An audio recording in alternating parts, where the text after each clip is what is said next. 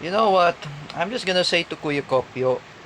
Kuya Kopyo, with all due respect, when I buy a siomai outside, um, do not claim about the fake news about Rodrigo Duterte. That he said it before, mamatay si Rodrigo Duterte sa Netherlands, sa ICC. It's really a fake news. Respect the former president.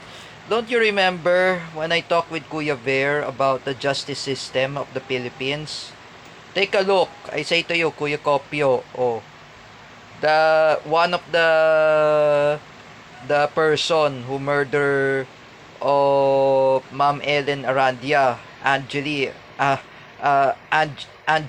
and Chelsea Lees, Angeline and Chelsea Lees Arandia are murdered. They were murdered last April 1994. Even that their mother, Helen Arandia, was also murdered by uh, uh, Eric Palikpik. So, do you remember Eric Palikpik? He's a drug addict. He is compared like Bongbong Marcos that he is a drug addict. So, with all due respect, Bongbong Marcos is a corrupt. He started the corruption of the Philippines that he abolished the Presidential Anti-Corruption Commission that was founded by Greco Bellica. So, what is your suggestion if you call, for example, you say about that Rodrigo Duterte, you say to him, mamatay si Rodrigo Duterte. That's an insult to the Filipinos. If I were you, Kuya Kopio, join with the Marcos loyalists who were fake Filipinos. It's up to you now. I will not talk to you anymore. Hindi kita kakausapin. That's why, you know, you will reflect yourself that what you're saying, it is not true. Oh, remember that. I just want to remind to those idiot Marcos loyalists who were fake Filipinos, such as Teacher May Tiburcio, Paulo Cruzada, Gina Sejo, Jeffrey Asejo, um,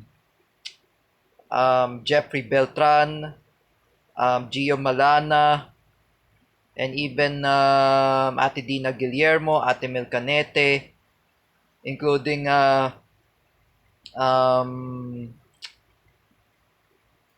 um, Sangkay Janjan,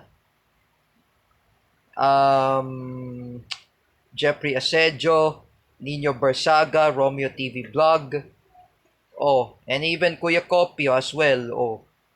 Nobody to idolize Marcoses, alright? Marcoses are criminal.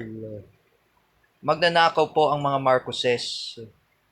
Even I'm saying to you, Jordan Bunagan, I warning you, you should never be a Marcos loyalist. Why you trusted the Marcoses?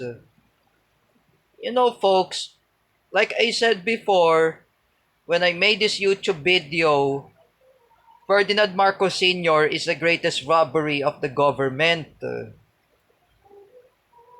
That's the reason. Just like I said, that's the reason. Before I upload it in my videos in TikTok or in YouTube, here's my trivia anyway. I am not Kim Atienza. I'm not Ernie Baron. Here's the Guinness World of Record. Ferdinand Marcos Sr. is the greatest robbery of the government, while his son Bongbong Marcos was convicted of plunder. He was sued of plunder during the time of Janet Lim Napoles when he was a senator.